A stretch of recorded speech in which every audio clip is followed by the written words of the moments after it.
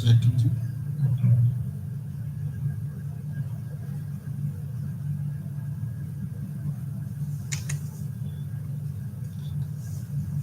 Very good afternoon to all.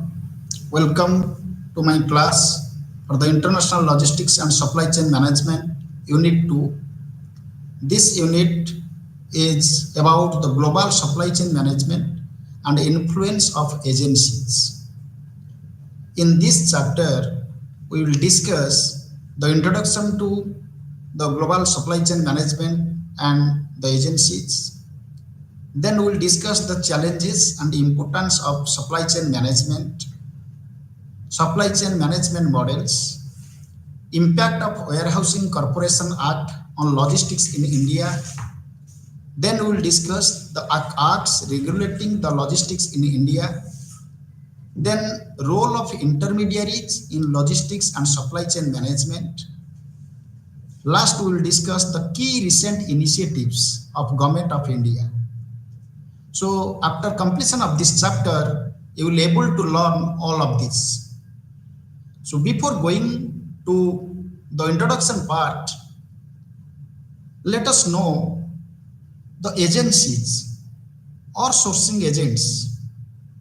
What is its importance? As you know, customers are investing most of their valuable time in assessing the products like smartphones, laptops, etc., with the support of internet and other upcoming technologies. Friends, you know, sourcing agents or agencies, it serves as a bridge in the global supply chain, connecting the buyers with the suppliers. This is just as a bridge. They offer services that provide the companies with significant cost and time savings while maintaining the highest level of quality and meeting the regulatory requirements. And as we know, utilizing their expertise, the expertise of agencies or agents, understanding the local markets and extensive network of the vendors, suppliers, the sourcing agents enable the organizations to navigate the intricacies of the global supply chains and achieve their sourcing objectives. So in a nutshell, we can say in an interconnected global marketplace, sourcing agents will remain vital to the trade and business success. So this clearly signifies that the taste and preference of the customers are changing with the passage of time. Everybody will know that. Moreover, customers are present across the globe and organizations are trying to their level best to satisfy their target customers in a new ways. In different ways, all the organizations are trying to satisfy their target customer. So in the global supply chain management, organizations on one hand take care of the cost effectiveness, and on the other hand, customers' responsiveness plays its key role. Friends, already in first unit we have discussed the conceptual framework of the global supply chain management.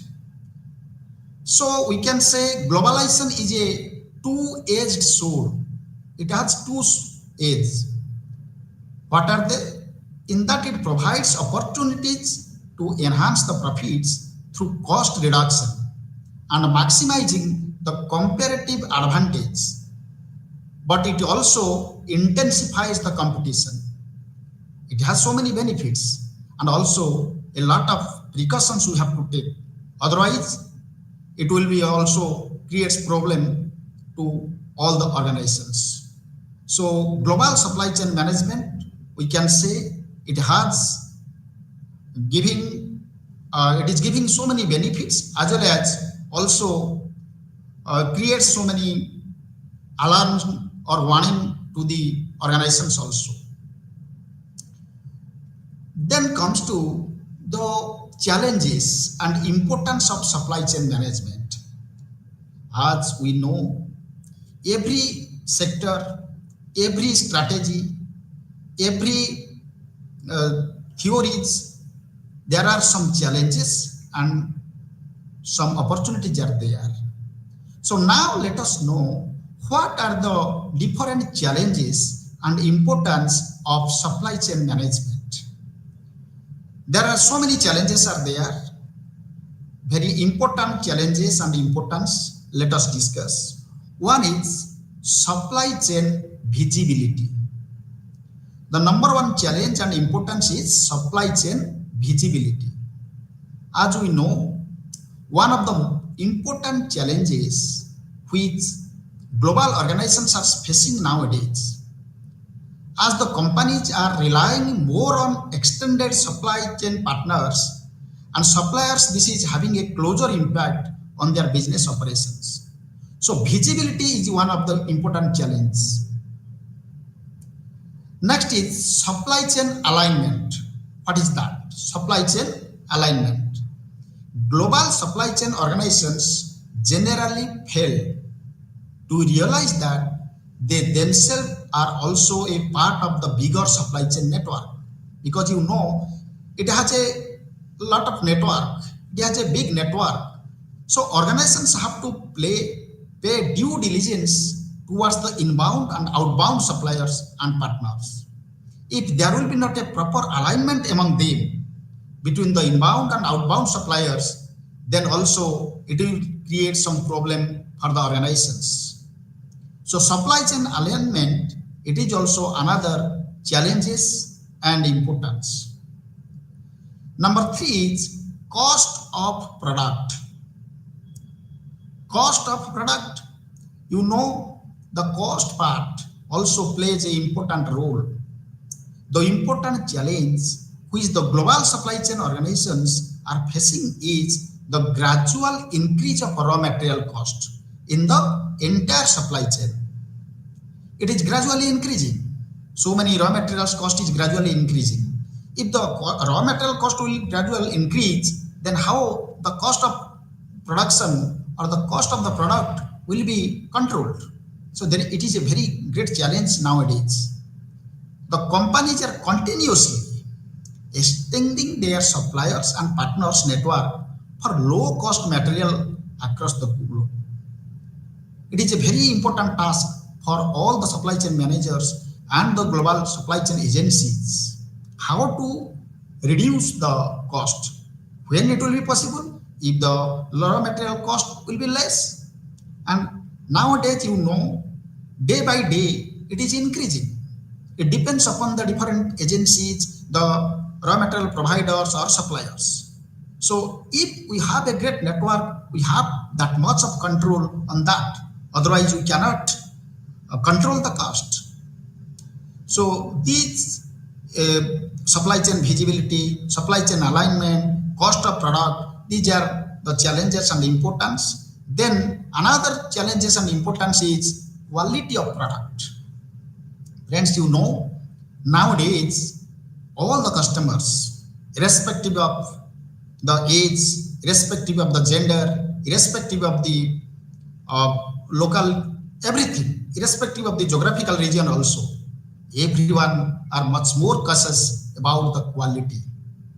Yes or no? We are also, as we are the customers, we are also cautious about the quality of the product. So organizations forming more partnership and collaboration with the extended suppliers in the global supply chain network for taking the benefit of globalization to the end customers. But in opposite side, now the quality of product has become a big problem for the same companies. In one side, there is a network, there is a suppliers, everything. Or day by day, all the global leaders and global organizations, they are extending their network for suppliers, for the different, taking the different benefits. But in the other side, there is a quality. Quality of the product has become a big problem for the same companies. And the challenge is to maintain the highest quality parameter from the same set of suppliers. You may have different suppliers or a lot of suppliers, but the maintaining that quality parameter, it is a challenge now.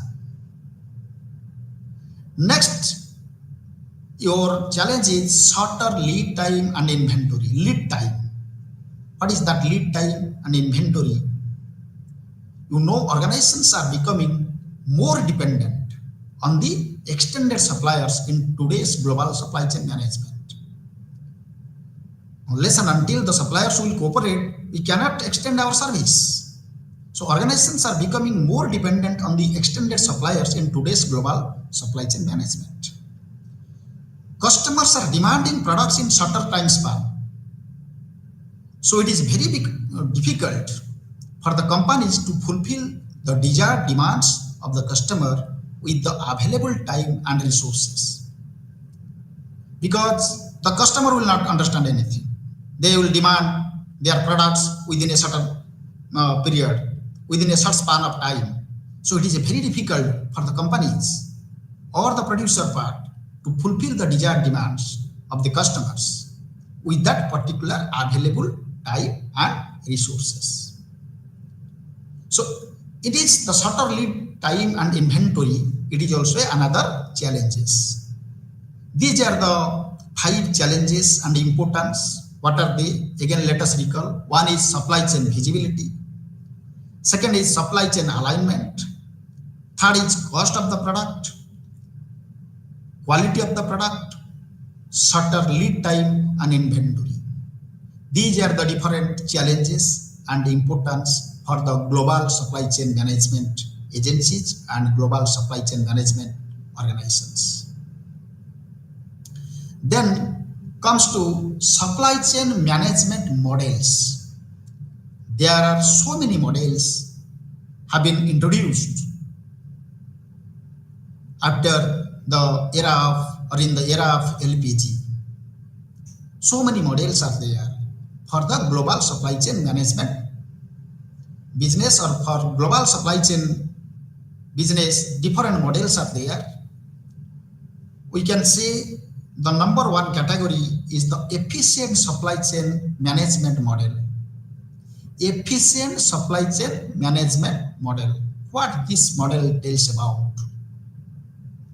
The productive inventory network is suitable to companies which are described as extremely market competitive, with less players competing for a similar combination of clients of those who have not seen having the significant difference at worth proposition.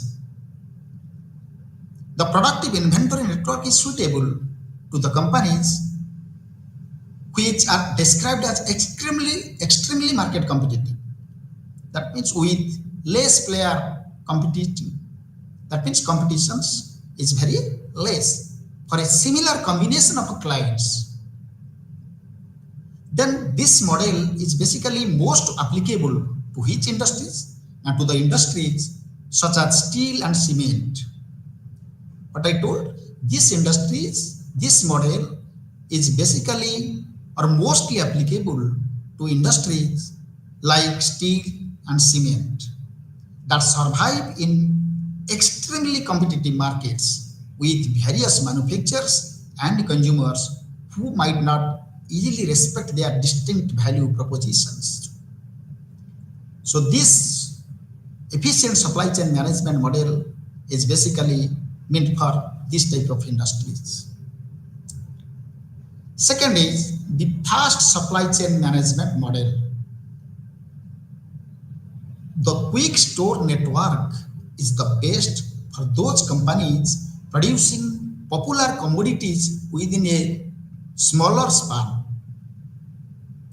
That is, considering stakeholders' view, the basic difference among competitors' worth recommendations is that they should revitalize their portfolios on the basis of recent identified patterns. And this shows competitive nature of the stakeholders in the market on the basis of manufacturing capacity to consistently establish new items sold at a minimum cost.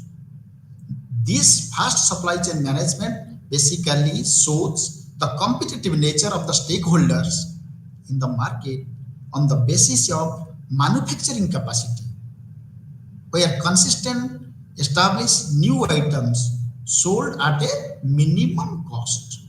This minimum cost and consistent established where it is possible. Basically, these models are applicable for the apparel industries as fashion trends change very fast. You know, fashion trends are changing very fast or not.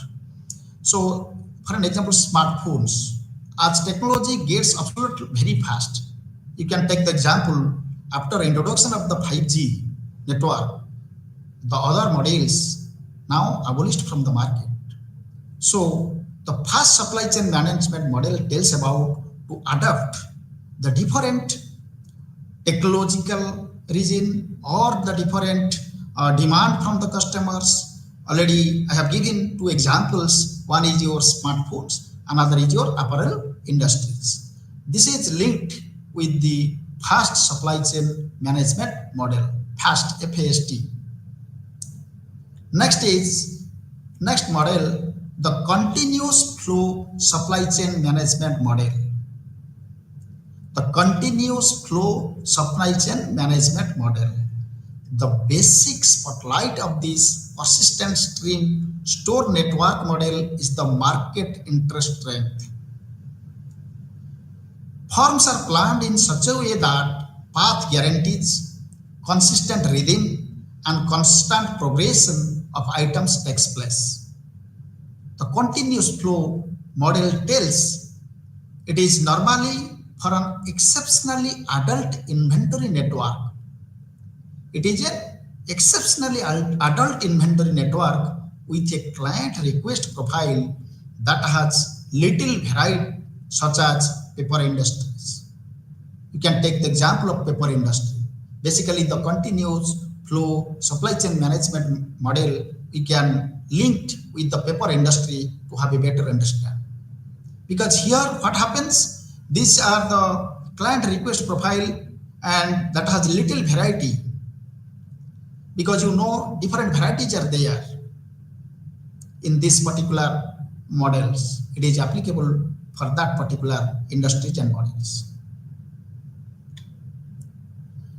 Then let us know what are the responsiveness oriented supply chain model.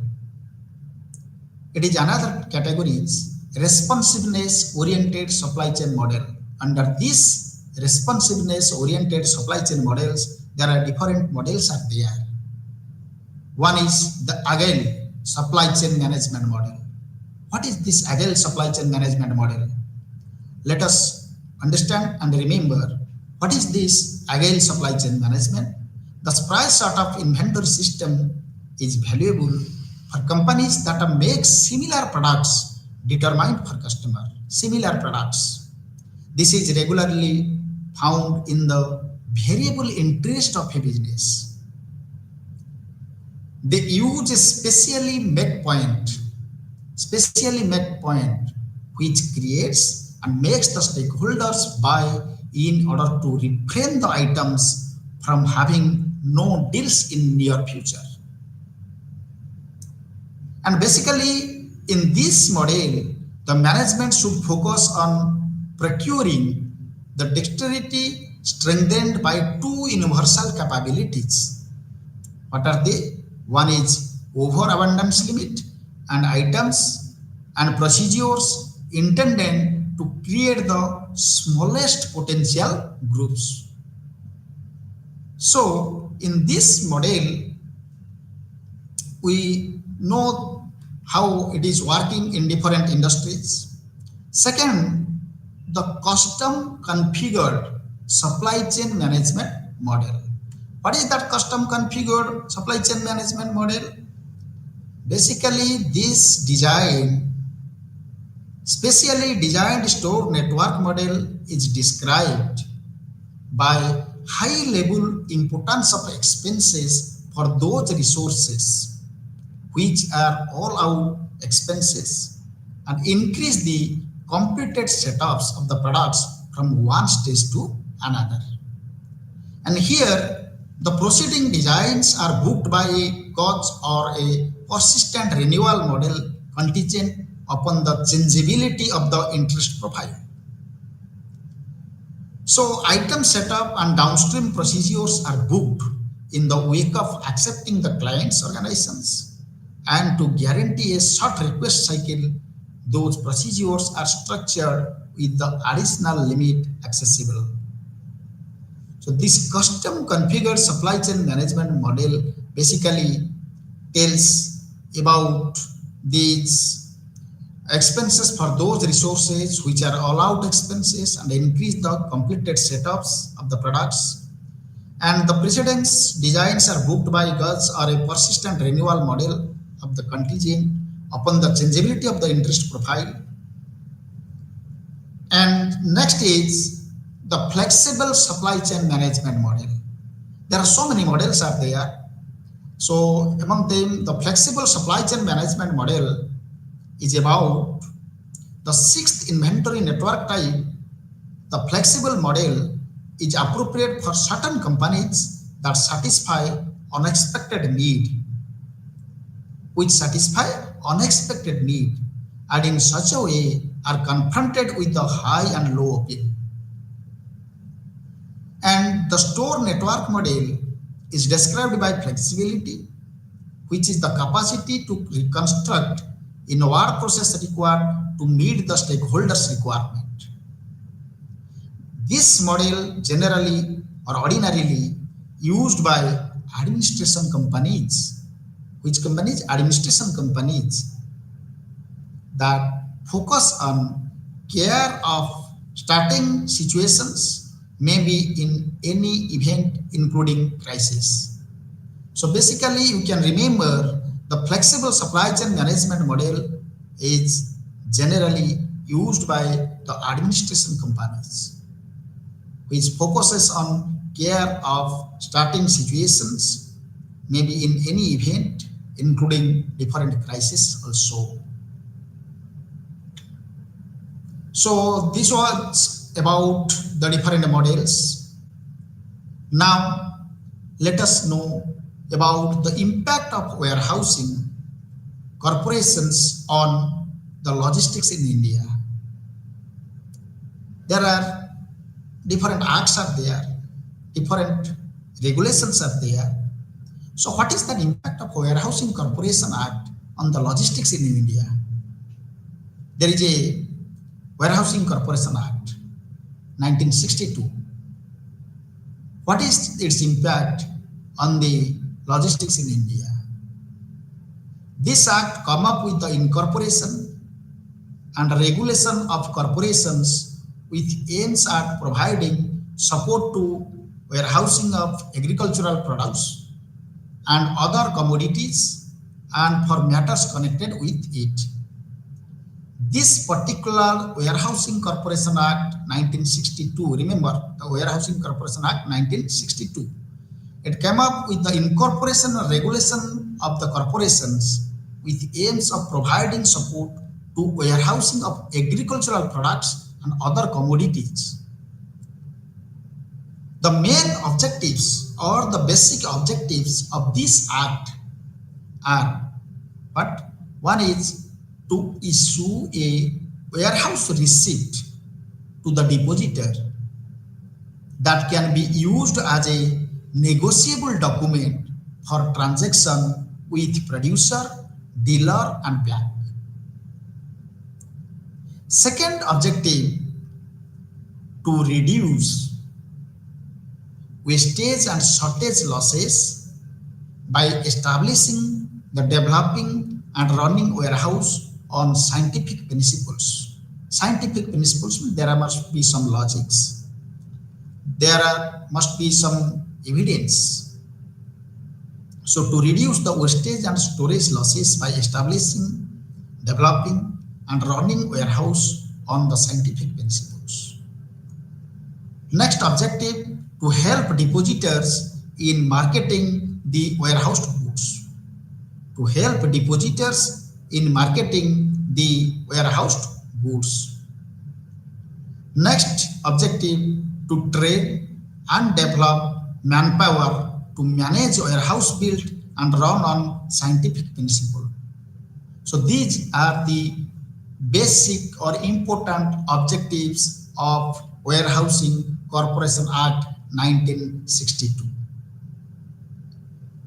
So then Warehousing Act 2007, that is basically Development and Regulations, Warehousing Development and Regulation Act 2007, what it tells, major objective or major aim of this Warehousing Development and Regulation Act 2007 is to create provision for the advancement of warehouse and regulations and negotiable of warehouse receipts and establishment of a warehouse development and regulatory authority.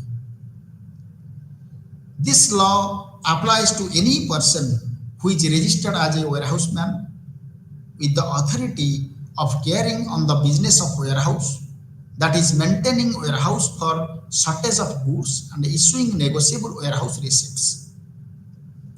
And this law recognizes a warehouse receipt in electronic form issued by warehouseman or by his duly authorized representatives.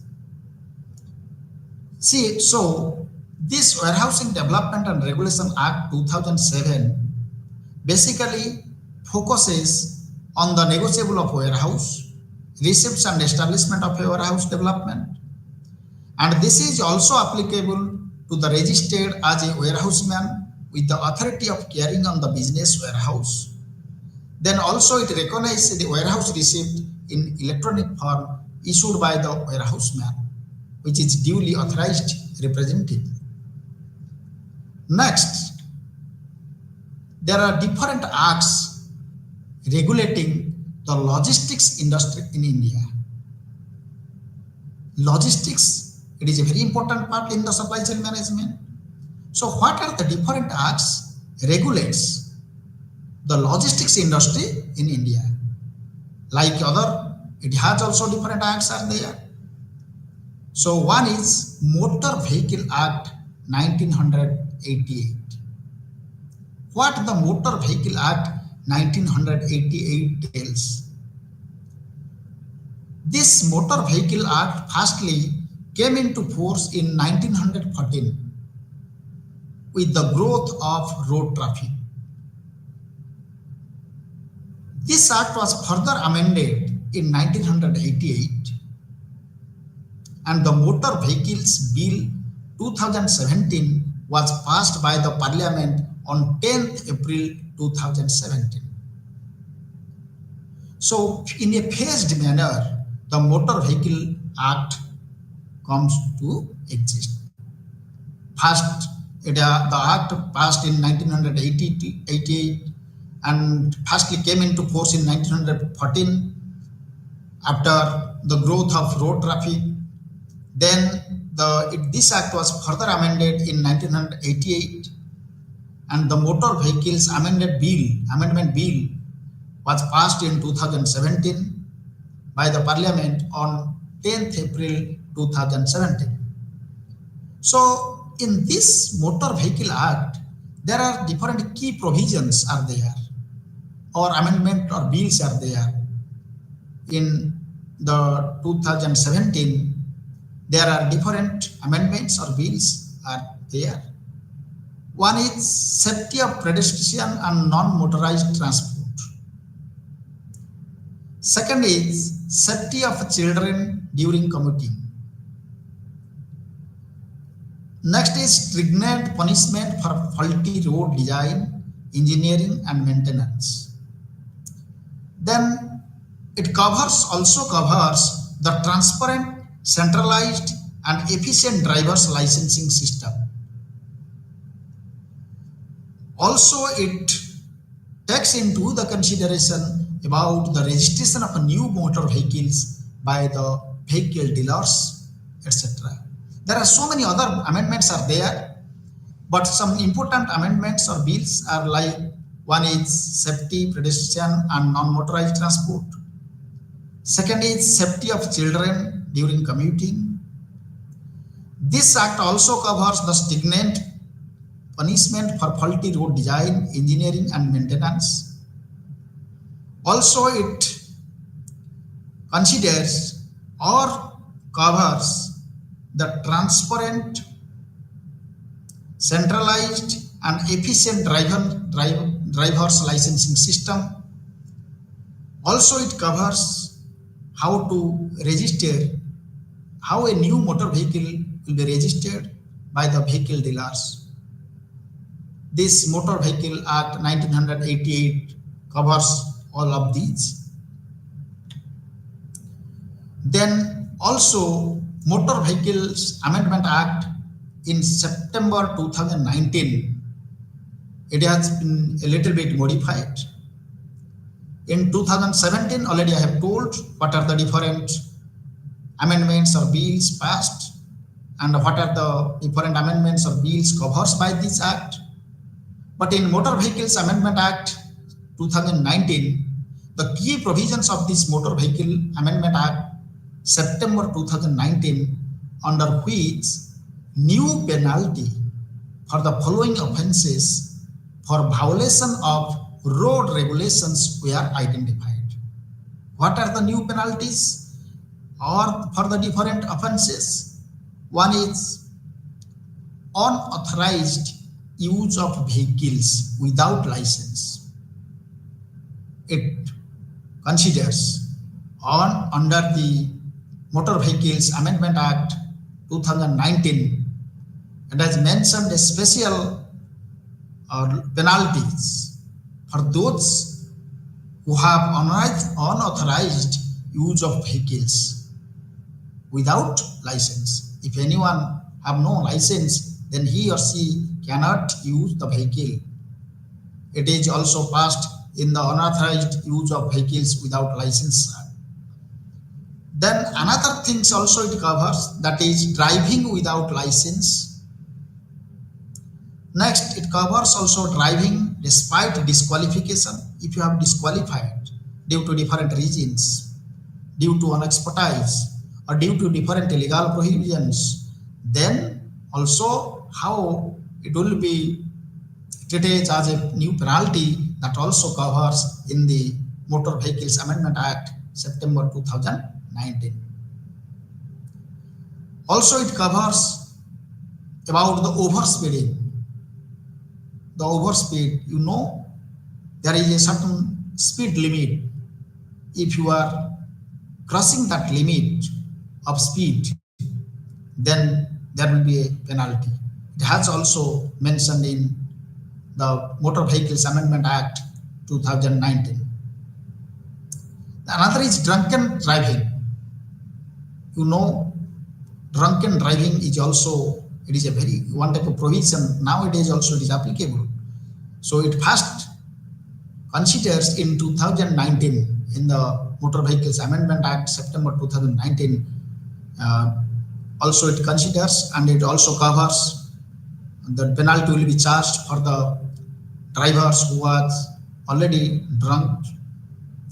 And also another things it has been covered, offences relating to accident. So these are some, apart from these, there are some other bills or amendments are there. These things covered in the Motor Vehicles Amendment Act September 2019. Then the latest amendment to Motor Vehicles Act was done in 2022. Then what is the specialty? Which deals with third-party insurance and claims management, including the filing the claims with Motor Accident Claims Tribunal. So the latest amendment to the Motor Vehicles Act was done in 2022, which deals with third-party insurance and claims management. It covers that third-party insurance and claims management, including the filing of the claims with motor accident claims. And another act is the Carriage by Road Act 2007. This is also another act, Carriage by Road Act 2007. Particularly, this act by definition include about what? Na common carriers or transport companies, goods, booking agents, logistics, and provides for their compulsory registration under the Act. That means everything should cover by the Carriage by Road Act 2007. It covers the common carriers, different transport companies, goods booking agents, logistics, and for every categories it is compulsory registration. No one can exclude. Then Carriage by Air Act 1972. Carriage by Air. Carriage by Air Act 1972. It covers the conventions relating to the rights and liabilities of the carriers, consignor, and the consignee. These things, it covers the conventions relating to the rights and liabilities of the carriers, consignor, and consignee. All these things covered by the Carriage by Air Act. If someone is transporting the goods by air, because it is a very important thing and it is a very risky thing. So by looking to this importance and availability, Carriage by Air Act 1972 covers all these things. But the Carriage by Air Act was amended in 2017 also, 16 also, where it promises to increase the compensation to air travelers in case of death, injury, lost baggage, or even inordinate delay in flights. So all these things which was not there in 1972 has been covered in 2016. Basically, in this act covers the travelers in case of death, in case of injury, if someone has lost its baggage, or even inordinate the delay in flights. All these things covered in the Carriage by Air Act, which has been amended in 2016. So after that, the Indian Carriage of Goods by Sea Act 1925, also it is another act. It is relating to basically the marine and the sea. If you are transporting or procuring the goods through the way of sea or by the way of sea, this act also helps.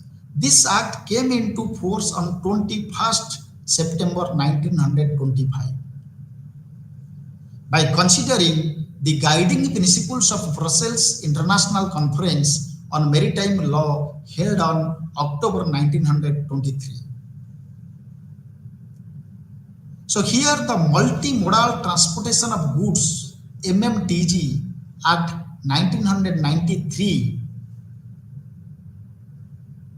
it also by the Multimodal Transportation of Goods Act 1993 MMTG, short form is MMTG, M for multimodal, MM for multimodal, T for transportation, G for goods. Multimodal Transportation of Goods Act 1993, this act with the significant increase of cargo traffic and to cut down the cost by door-to-door delivery, as also speedier movement of goods from one place to other place in India and overseas, the Multimodal Transportation of Goods Act 1993, enacted by the Indian Parliament, came into force from April to 1993 based on the UNCTA DVICC rules, which have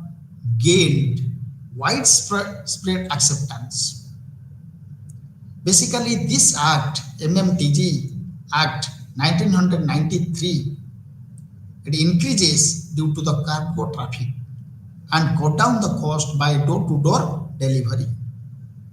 And this Act facilitates the directive guidelines of multimodal transportation of goods from anywhere in India to outside India, involving two or more ways of transport as per the contract of single multimodal transport. So this act is basically meant for the sea. Then another act, Goods and Service Tax, GST Act 2017. The Goods and Service Tax is a very popular, and it is a most commonly everybody, you must have know about this act, GST or Goods and Service Tax Act 2017. The Goods and Service Tax Act 2017, enacted by the Parliament, came into force on the midnight of 30th June 2017. So this Goods and Service Tax Act 2017, enacted by the Parliament, came into force on the midnight of 30th June 2017. And basically the GST is a comprehensive tax levied on manufacture, sale and consumption of goods and services at a national level. It is linked with it is relating to the national level. Through a tax credit mechanism, this tax is collected on the value-added goods and services at each stage of sale or purchase in the supply chain. So after the introduction of GST, it is one of the biggest taxation reforms in India, yes or no? And it is all set to integrate the state economies and boost overall growth. Generally, it is becoming the control by the central government.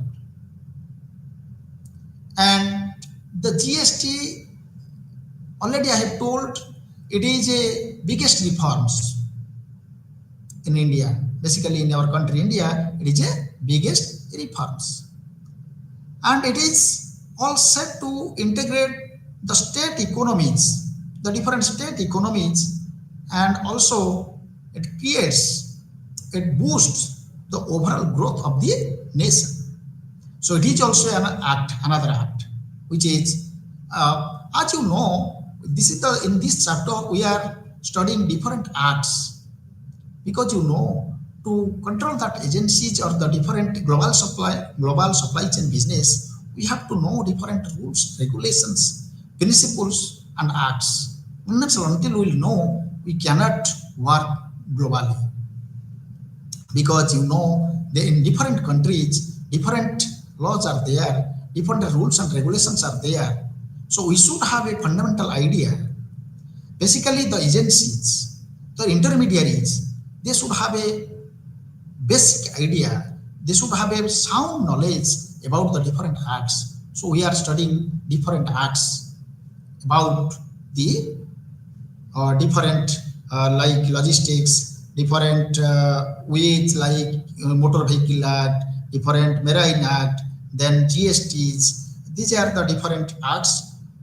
Till now, the different acts which already has been implemented in our country, India, or has been introduced in our country, India, we are studying. It is not possible to cover all these acts, but at least what are the basic, what are the important tasks relating to the global supply chain business, we have to know that. So after this, another act, Environmental Protection Act 1986. Because you know, Environmental Protection Act 1986, enacted by the Parliament of India, that came into force on 23rd May 1986. When? 23rd May 1986. And it is the culmination of the decisions taken at the United Nations Conference on the Human Environment held at Stockholm in June 1972. So Environmental Protection Act takes birth. It creates by or after the decisions taken at the United Nations Conference at Stockholm in June 1972. So the main purpose of this act, Environmental Protection Act 1986, that extends to whole of India, is to protect the quality of environment and preventing, controlling and abating the environment pollutions. You know, day by day the pollution is increasing in a speedy manner. So how to control that pollution? To control all these pollutions, the Environmental Protection Act 1986 introduced. And this act is basically meant for eco-friendly. How to make the environment pollution free and the development will be sustainable. Now you have seen different new concepts arising: green HR, green marketing, green finance, everything. So this is only relating to the environmental protection. Then comes to Consumer Protection Act in 2019. Consumer. What is that Consumer Protection Act 2019 tells? The Consumer Protection Act 2019 was introduced to replace the consumer protection. This Consumer Protection Act 1986 to replace the Consumer Protection Act 1986. So Consumer Protection Act 2019 was introduced to replace the Consumer Protection Act 1986. This Consumer Protection Act 2019 contains various provisions which incorporate the challenges faced by modern and technology dependent consumers. Because you know, now all the consumers and customers are technology dependent. They are much more dependent on technologies than others. We can say in a era of 21st century, all the consumers, all the customers, all these organizations are techno-savvy. They are technology oriented. They are technology dependent. So to have a balance, the 2000 Consumer Protection Act 2019 introduced to replace the Protection Act 1986. Day by day, everything is changing. So the act will change. So by this way, the Consumer Protection Act 2019 replaced the Consumer Protection Act 1986. Now let us discuss what are the role of intermediaries in logistics and supply chain management. From the beginning, I am telling the role of intermediaries is very vital in the logistics and supply chain management. Intermediaries are just like a bridge in the global supply chain who connects the buyer and sellers. So intermediaries may be some organizations, some agencies. So it is an organization. Intermediaries are some organizations or maybe an individual who becomes the mediator between various parties to support specific business deals. This also helps the parties to fulfill the obligations and achieve their business goals. And these intermediaries are specialized and professional agencies in a particular part of logistical function. These are not generals, peoples. They are very specialized and professional agencies in a particular part of logistic function. And logistics intermediaries or middlemen who provide the services such as transportation service are not only accountable for the timely spatial movement of consignment but also for further associated operations as well. These logistics intermediaries or middlemen who provide the services such as the transportation service are not only accountable for the timely spatial movement of consignment but also for further associated operations. And basically this category comprise the operators of terminal harbors and ports and airports, ground handlers, warehouses, it may be public, contractual or private, whatever may be, as well as the packaging firms that are professional in export packaging services and carry out the optimum packaging and the necessary preparation of consignment goods in containers before their transportations. So the role of the intermediaries in the logistics and supply chain management is very, very essential and inevitable. It can destroy the entire system, it can boost the entire system. So the role of intermediaries and supply chain basically is in the logistics and supply chain management have a major role. And the last part of this chapter is focused on what are the key recent initiatives of Government of India. What are the different initiatives taken by the Government of India for the logistics and supply chain management? One is about the seaport. We can say relating to the seaport, what are the different initiatives has taken by the Government of India? For the different sectors, for the different medium, for the different channels, the Government of India has taken so many initiatives. But some important initiatives, let us discuss. One is about relating to the seaport. In May 2018, the Ministry of Shipping allowed the foreign flagged ships to carry containers for transport. It is one initiative has taken. Also in March 2018, a revised model concession agreement, what is short form is the MCA, Model Concession Agreement, was approved to make port projects more investor friendly. The port projects should be more investor friendly and make the investment climate in the sector more attractive. So, two initiatives already I have told relating to seaport.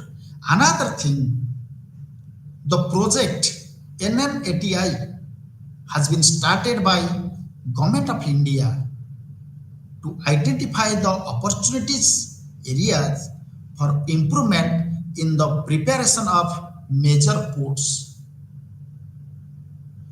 So these things, these are the some of the basic things, basic initiatives, key initiatives linked with or relating to the seaport has been taken by Government of India. Next is in inland waterways.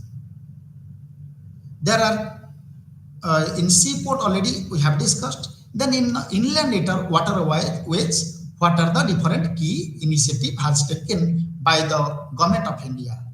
One is the Ganga River between Allahabad and Haldia. It is about 1,620 kilometers long.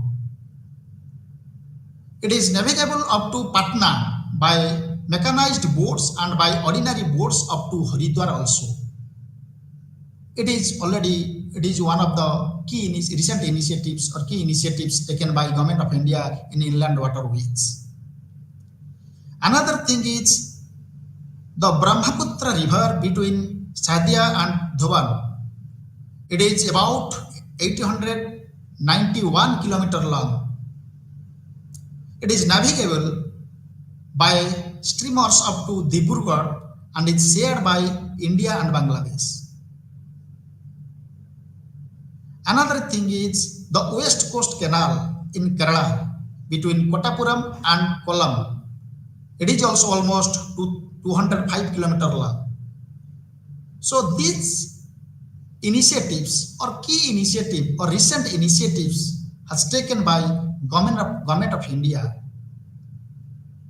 which is relating or coming under inland waterways. First, we have discussed what are the initiatives taken for seaports, then what are the initiatives has been taken for the inland waterways.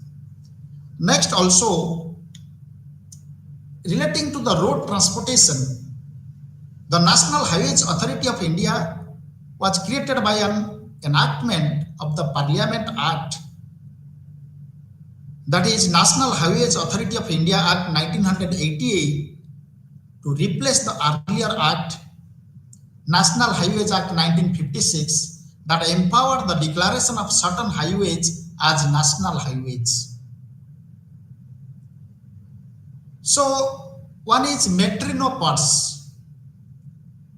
The tender process for Metrino driverless pods for Delhi and National Capital Region NCR is underway and an agreement on the same is expected soon.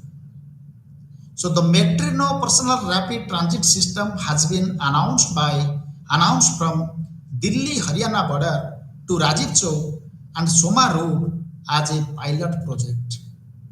So it is one of the most important initiatives or very recent initiatives has been taken by the Government of India. Already from the beginning we have discussed the initiative for seafood, then inland waterways. Now we are discussing what are the key initiatives relating to the road transportations.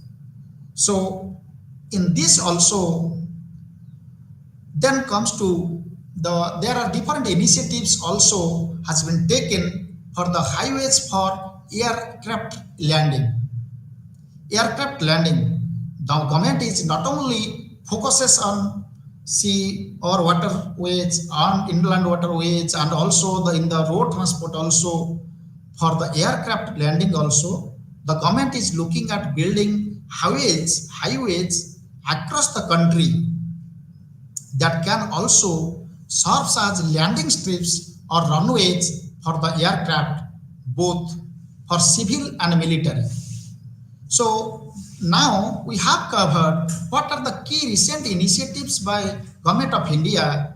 One is for the seaport, another is for inland waterways. Then we have covered what are the key recent initiatives for road transport also. Last also we have covered what are the different initiatives has been taken for aircraft landing. So by this way, we have covered how in the global supply chain management, different acts, different agencies, role of different agencies, different logistics, role of logistics, the importance of logistics in supply chain management, and everything we have covered in this unit. I hope all of you have studied this unit and you are able to know how the different agencies will help in the global supply chain management, which will help the companies in a significant cost and time savings while maintaining the highest level of quality and meeting the regulatory requirements. So by this way, we have covered this unit. I hope all of you must have understood this. So thank you all.